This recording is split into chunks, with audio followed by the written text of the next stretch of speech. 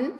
All right, everybody, welcome back. I'm Emily Moyer, and Sofia Smallstorm is back with me, always by popular demand and because she's written another fascinating and somewhat terrifying newsletter. And I don't know, I kind of like to have her pretty much whenever she comes out with one of these. So, Sofia, welcome back. How are you?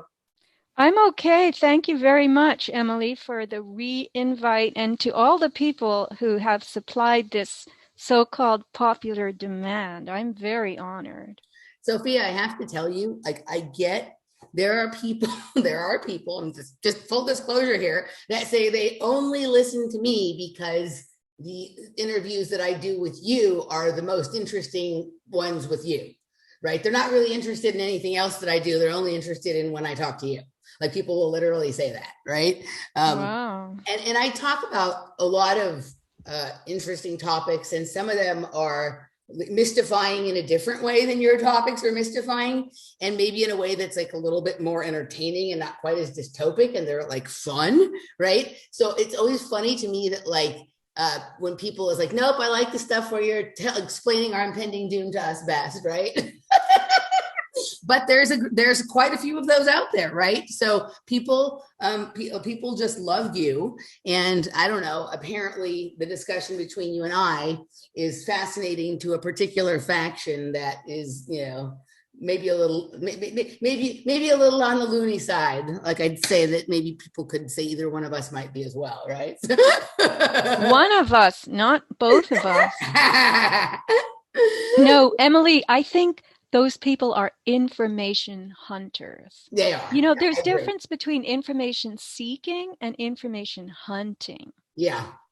Yeah. Yeah. So information hunters can stay with me. Information seekers, I think, start quailing and thinking this is a bit much because honestly, seeking is civilized. Hunting isn't. Hunting is you're rushing around, you're beating the brush, you've Yeah. got something in your hand, a staff, you want to root something out and Yeah. find it and add it to your collection. Well, I think a lot of the people who enjoy listening to us are people who have had anomalous experiences with their bodies that they're trying to sort out, like back engineer or sort out by understanding like science and the technology and where things are at.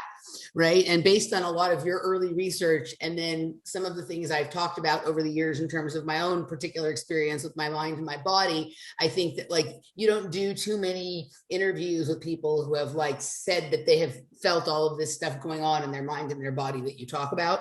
Like, I guess I'm the one who feels like I have some degree of experience with that, which what you were speaking about, that most people think is coming. But we all know that, if they're talking about it, it's because it's already been experimented with and ready to roll out massively, right? So I think maybe that's where some of that comes from, but also just you're a genius, so.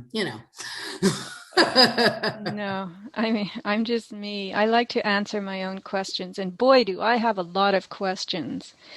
A lot. So let's start with what I began with in my newsletter because I really wasn't aware of this at all. I had heard about DNA computation. It's also called bio-computation, and I really didn't understand it.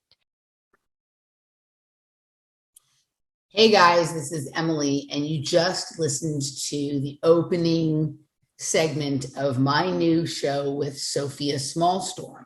It was recorded May 21st, and we got into some really deep and interesting material that, for obvious reasons, needs another platform. But just to give people a little bit of a taste of what we talked about, we talked a lot about what DNA and human genetics actually are, how they work, what the possibilities are of things that can be done with them. It was a fascinating conversation. The first segment is really all about that, the bio-computation system that is our genetics, and that is publicly available. There will be the location where you can find it listed down below. So please click through. It'll be completely available for free there, the first segment. And then there is also a patron segment in which Sofia and I revisit some of my original work on sugar as programmable matter, sort of in light of what we talked about in the first hour and some of the things that are coming to light with new technologies and new things going on in the world. And we ended up pretty far down a really weird rabbit hole, as it tends to be the case when you talk with Sophia. Anywho, it was a really good conversation. I think Sophia has already written another newsletter, so I will have her back shortly to talk about that. I always enjoy the conversations with Sophia.